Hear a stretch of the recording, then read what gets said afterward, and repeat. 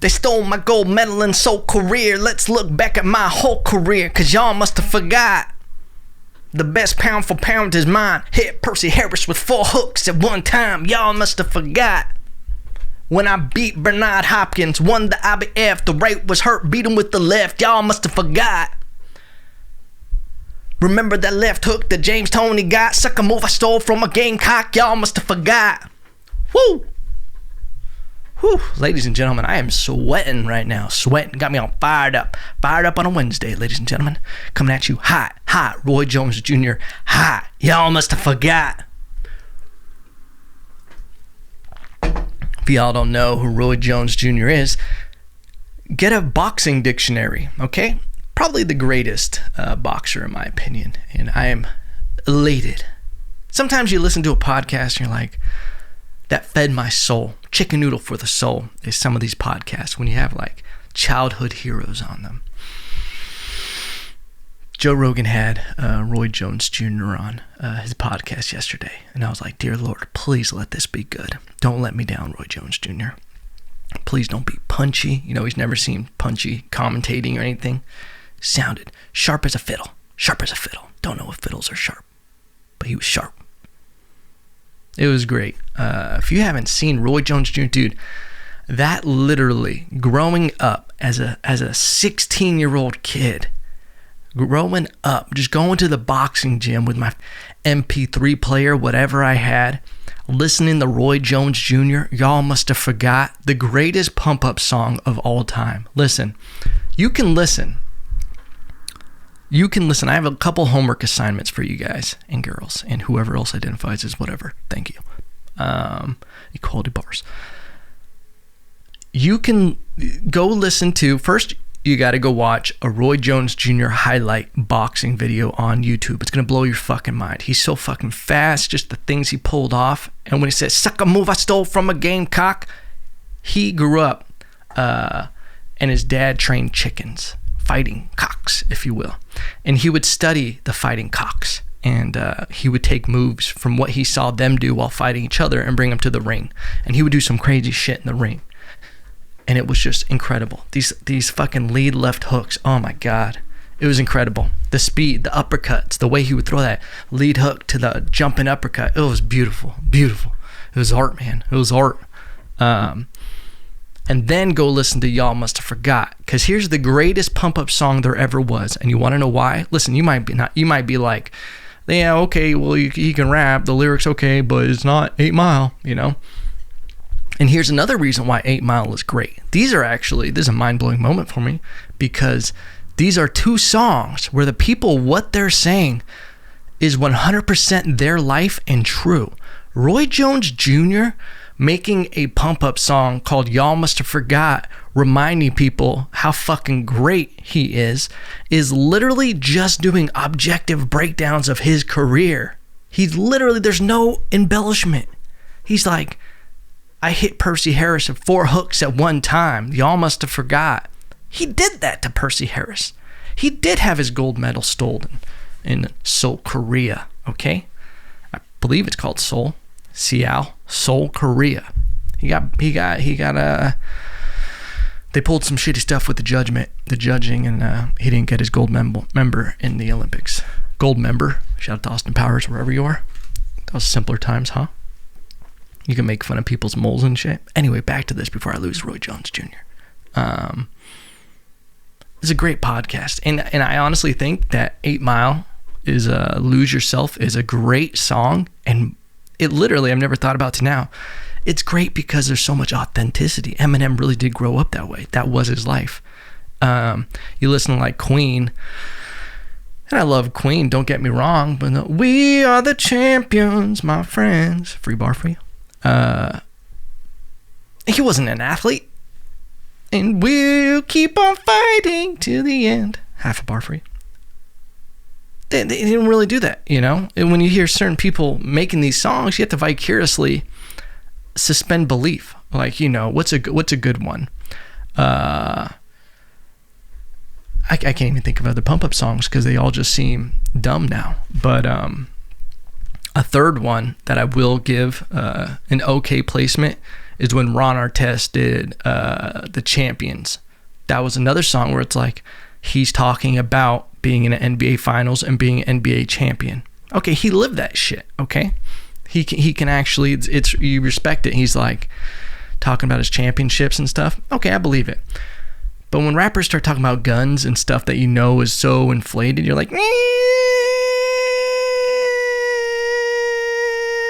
did you really do that? Gotta suspend belief. And I'm all fine suspending belief. Listen, when it comes to music, movies, any creative thing, if you want to make a stand-up joke more embellished to make it funny, fucking go for it, okay? I don't care. People make up scenarios all the time in stand-up. It's fine, okay? Because you're being purely entertaining. And so I suspend belief. Music, if you want to say, I got 1,000 gats at home right now. I got shooters on speed dial. First off, no one has speed dial anymore. We all have it, okay? People want to brag about having shooters on speed dial. We all have it now, okay? We all have smartphones. There's not many people who have a Nokia phone playing Snake and shit. We all have speed dial, all right? It's not cool to say that anymore. But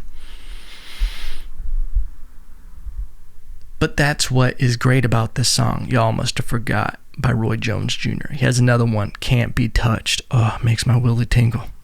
Makes my willy tingle with creatine because it gets me pumped up to work out. You know what I'm saying? It's like my willy produces pure pre-workout when I hear that song.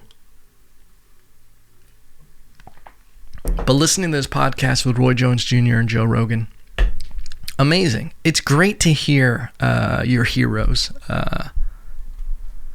still be good later on in life and being a good example. You know, you hear about him talk about some real shit. I would love another podcast. I would love a book about Roy Jones Jr. breaking down his mentality.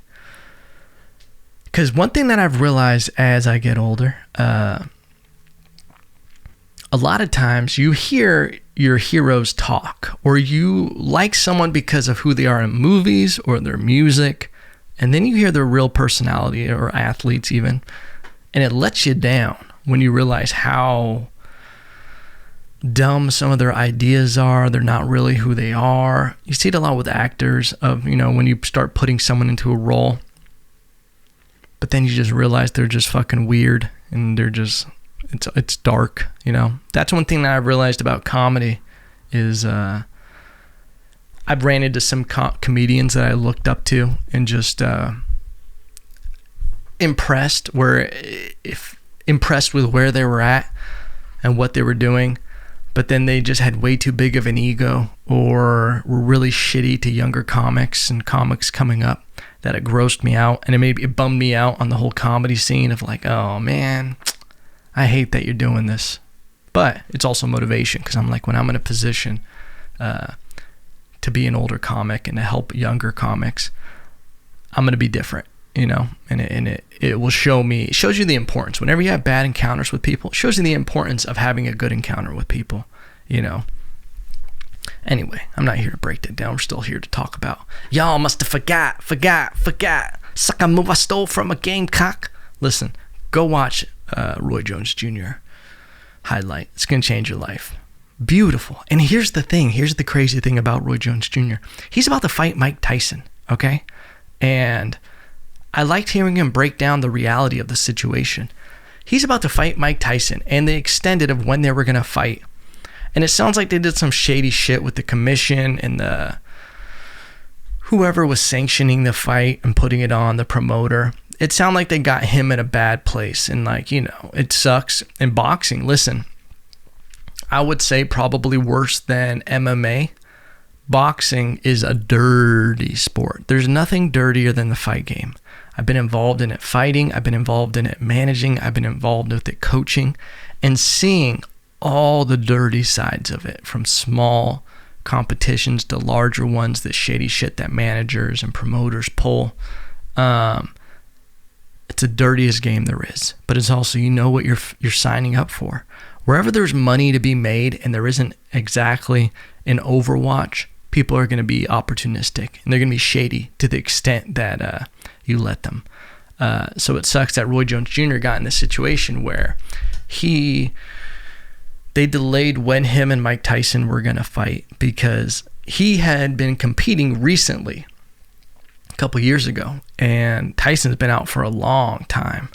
And so in reality, Mike Tyson was a lot more out of shape, and he had a lot more competitive ring rust. Still fucking Mike Tyson. But this is why Roy Jones Jr. took the fight. He's like, 6 weeks. He's not going to be able to get into a good shape. I'm going to have cardio. I'm going to have conditioning. I'm going to have ring presence in the sense of like how recent he's fought compared to Mike. And then they started delaying the fight. And the more it gets delayed, the better it is for Mike Tyson.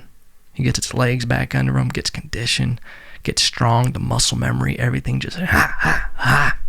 So it's going to be a dangerous fight for Roy Jones Jr.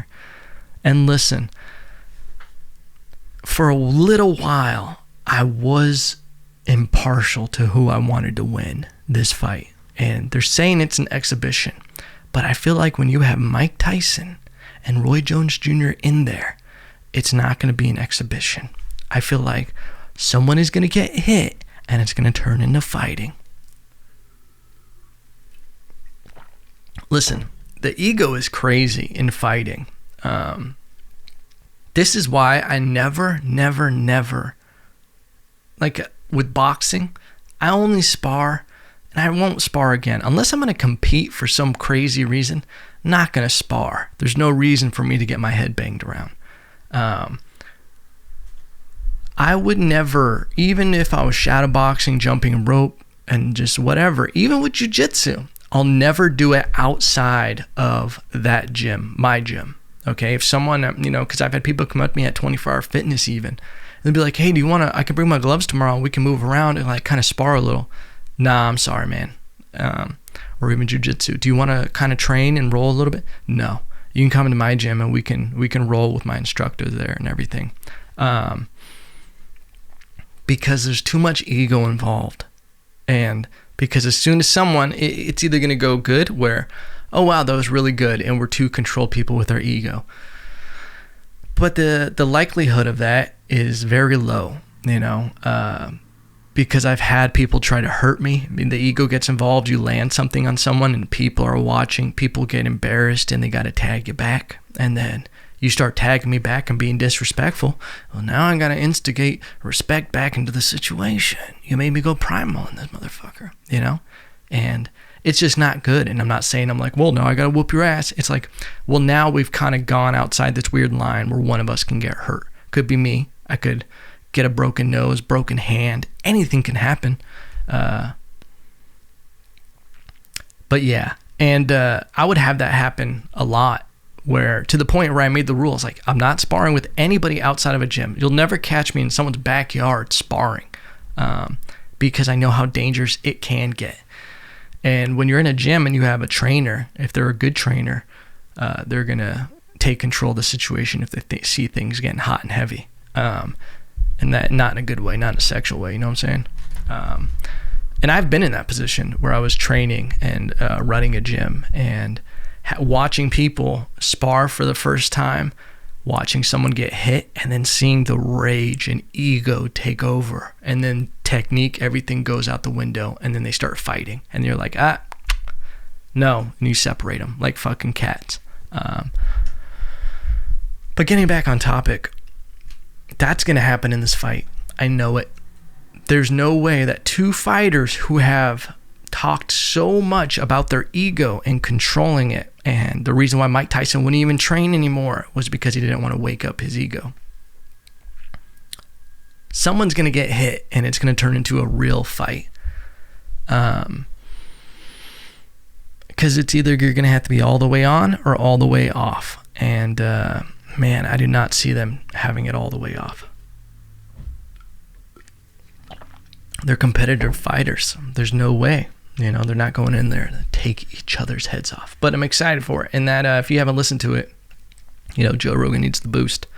Go listen to that episode with Joe Rogan and Roy Jones Jr. If you're into that kind of thing, get wacky. I saw this. Good segue with me saying separating them like cats. Did you guys see that video of the cougar on the trail following that guy for 5 minutes at least? Do you know how much shit would be in a regular person's pants if that happened.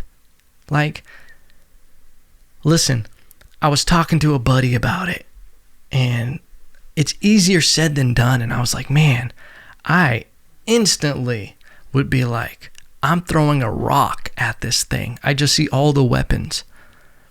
But I think there's something that happens when you get around an apex predator like that, to where you almost have instincts of, you lose your thought process and you're just trying to survive. He was roaring and everything. He was like, roar. And the cat was like, no, I roar.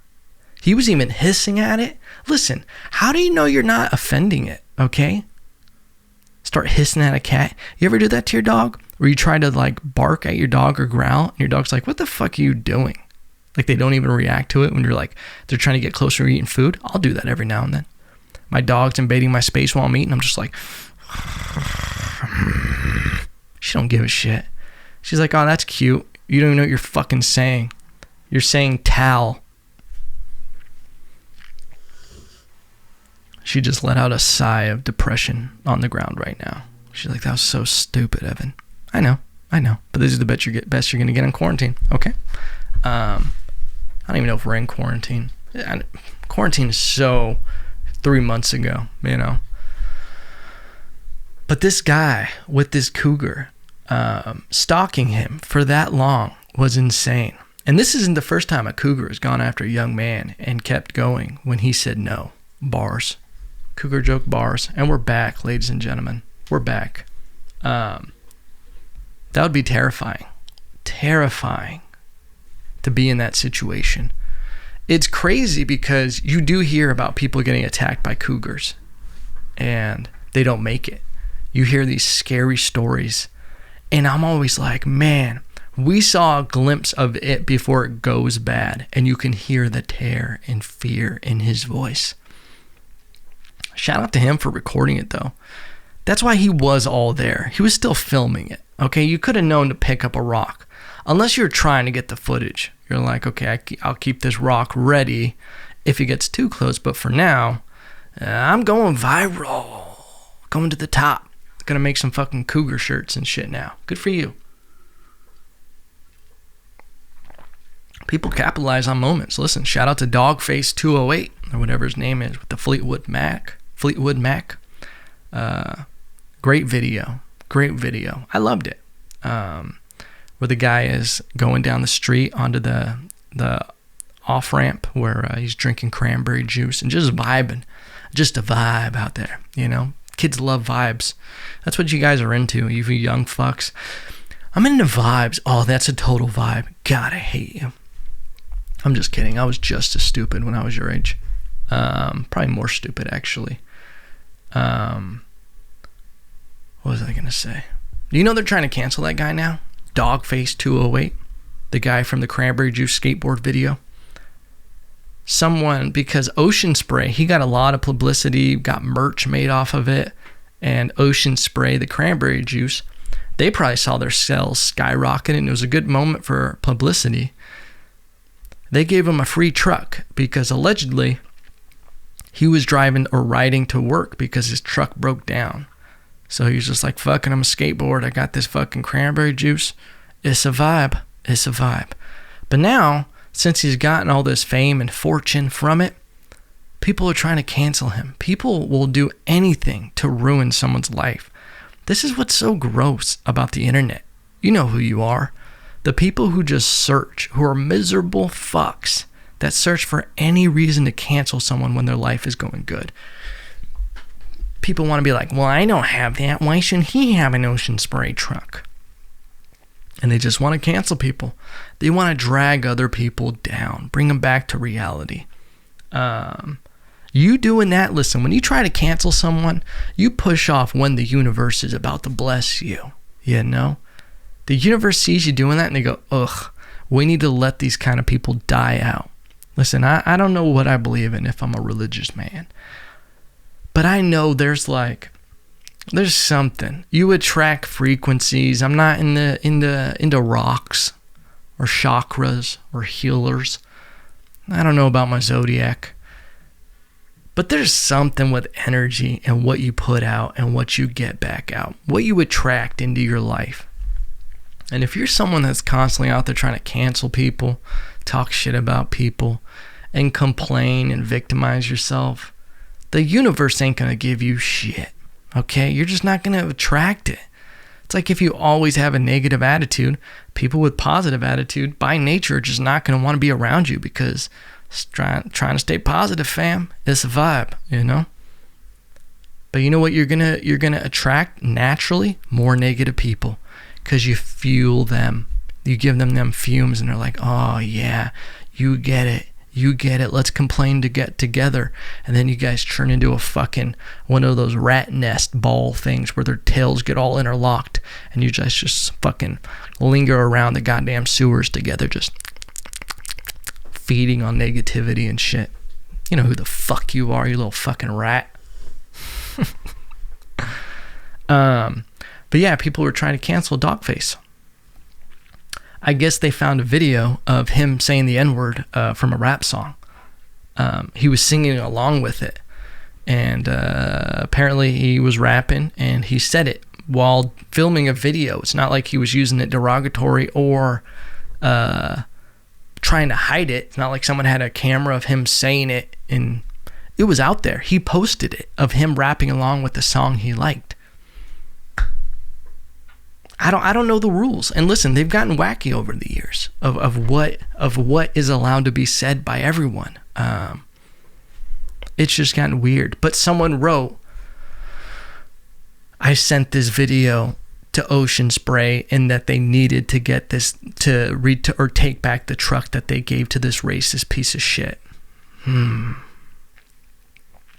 Listen, I can get behind someone not wanting someone to say the N-word. That's a whole different debate. But what the issue is here is making the connection by him singing along with a song that he is a racist piece of shit. That he really doesn't like a certain ethnicity. That's where it gets confusing. You ever have a movie that had an intentional time warp? Where you're like, whoa, well, how did we get here? We missed something. And then you find out 30 minutes later that it's like, oh, there was a time warp. And then you go back and fill it in. Or one of those movies that start off with the end of the movie. And it's like, I bet you're wondering how I got here. And then reverse back. But in reverse. Confusing metaphor. But it just feels like, how did we get from him saying this, singing along with a song, to the end piece that he must be a racist piece of shit because of it? This is where the logic doesn't make sense. We fill in a lot of middle area that is ridiculous. And you know what I've come to find out? That when people who want to cancel people and call other people racist, kind of racist.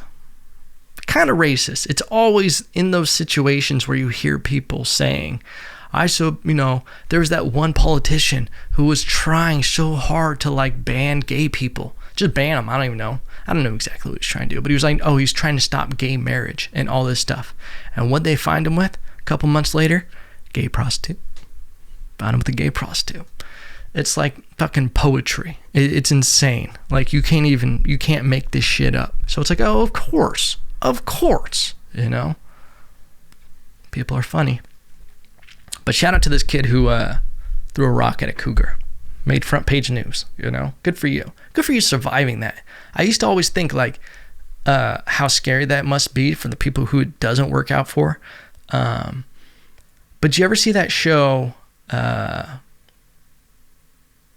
It was like where they would set people on. Oh, Scare Tactics. It was a funny show. They had one where they had like a little person dress up as a demon or like a demon rat thing in a cage. And they would scare the shit out of people with like these paranormal situations. It's hilarious. It's a great watch. I haven't seen it in a while, but it's something similar to like watching Cops, where you're just watching like white noise television just to dumb out for a bit. But it was pretty funny. But one thing that I always took from that show is when you see like someone about to be eaten by like a werewolf or something crazy from the show or a demon, you see the look of pure terror on their face of like, real fear. And then I always would think that's what someone actually thinks before they get killed. Like they're just like in pure shock. And then it made me sad.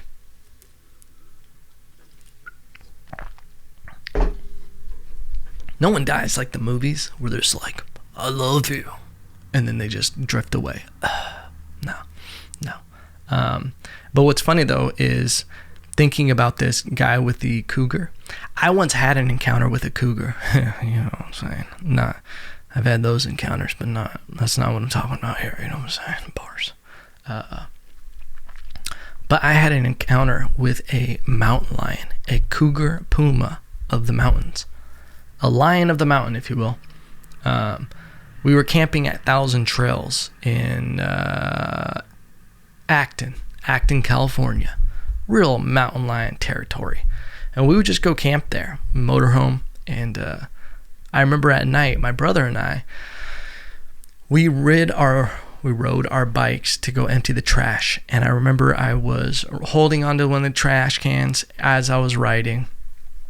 And we drive off, and it's like on one side is motorhomes and shit, and there's a road, and then there's like a stretch of like 20 yards of grass with lights, and then it's just the fucking wilderness, just a tree line.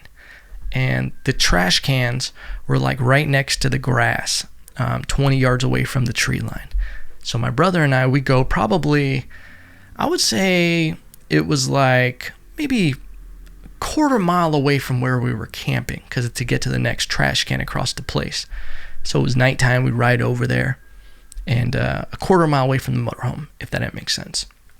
So we're on our own, isolated from our family, and we go over there, we start emptying the trash, and all of a sudden, I don't know if my brother saw it first, but he just goes, Evan, and I look, and he points at a mountain lion that was coming out of the tree line, and he was like, go.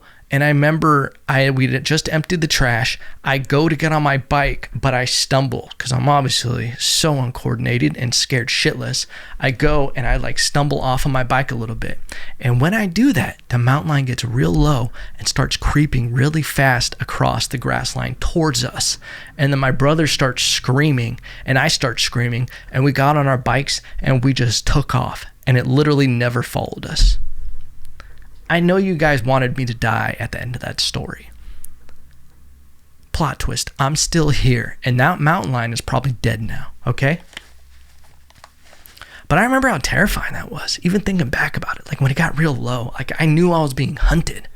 And not by like a house cat, but by a fucking cougar. You know how scary that is?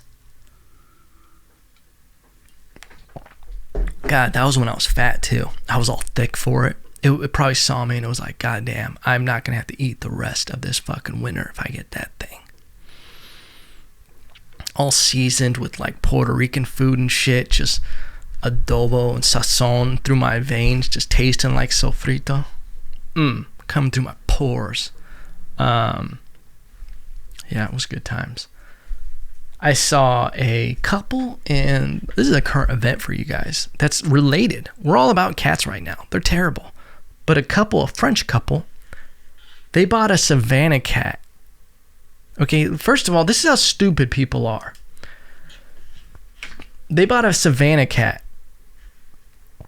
and they paid $9,000 for it. First off, who buys something for $9,000? And a cat. I get that Savanah cats look cool. I get it. But listen, that's a wild fucking animal. A Savanah cat? Dude, I've seen videos of them just eating fucking raw chicken, and they growl and shit and hiss. Listen, you can't have a Savanah cat and a kid in the same house. That Savanah cat is eating your baby. Just like a dingo ate my baby. Okay, that Savanah cat is eating your baby. Crazy. But this is how I know these people were dumb, okay? Because as the Savanah cat, they had it, they were raising it. As it got older, they realized it was a fucking tiger. Huh? What? How long does it take you to realize that a Savanah cat is a tiger? Like, when it like kills somebody, you're like, I don't think this is a cat. Like, it just keeps growing. It's not easy to make that mix up. You know what we did growing up that was a mix up? We still to this day don't know what we had. We used to have chickens growing up. And we'd go to like the farm store, anyway, it was a place you got like hay and shit. Horse and hay and shit. I don't know. Idleman Farms is what it was called, I think. But we would go there and we'd buy a bunch of peeps. Little baby chickens. We'd all like pick them out and shit. And there was just little beep, beep, beep, beep. You know, some are yellow, different colors. And we got one that was like a darker color and it was a little different. And I remember being like, okay. And as these chickens grew up, we realized Ugly Bird wasn't a chicken. That's what we named it. We named it Ugly Bird because we're like, that is one ugly fucking bird. Like, it's going to be a weird chicken. Turns out, wasn't a chicken at all. It was some kind of game hen or something. We never actually figured it out. Wasn't a fucking pheasant, okay? And it wasn't like a goose. It was like a weird long-necked chicken, okay? Had longer legs, could run faster than any of the other fucking chickens. She was fast, had athleticism, okay? Wasn't worried about dogs. We also had a dog break into our backyard. Ate half a chicken one time. Chicken still lived. Bit off its ass, okay? Chicken never laid an egg right again. You know what we named that chicken after that day? Give it a name change. Buttless. We had a chicken named Buttless, okay? Eggs would come out sunny side up. I'm not shitting you right now. Bars, punny bars. It would shit out eggs that were just soft. Like it was like we broke the factory, and the factory it was like a plane. You ever seen that cartoon when it flies by a building and takes half of the building with it? But then you just see like someone sitting right there on the edge of the building that was cut in half. That's how Buttless's butt was. And it was like we did that to the egg factory. So stuff was still like, someone was still working on the conveyor belt, but then it would get to the department where it was supposed to like harden into a circular shell. That's what Buttless contributed. Buttless wasn't really a contributor at all anymore. Just contributed as an oddity when people would come over and be like, hey, check out that chicken. Check out that chicken. What do you think's wrong with it? People would be like, I don't know. Where's its asshole? People were so confused. But anyway, these people paid $7,000 for a kitten from an ad they found online.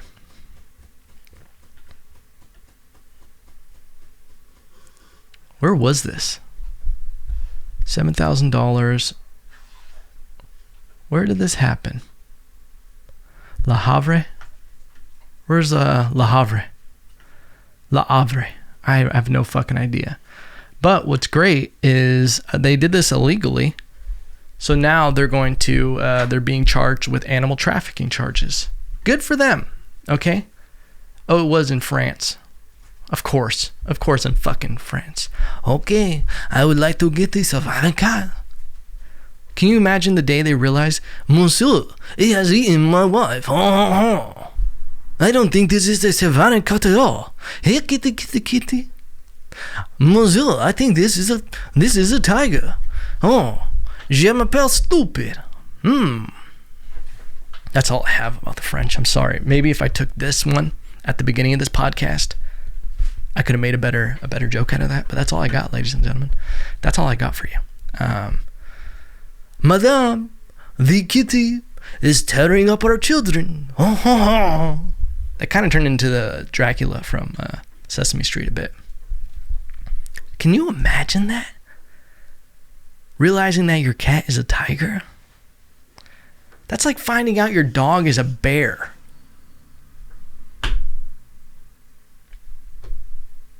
Or having a kid that's just a completely different nationality than you. No, that's like finding out your kid's a fucking alien.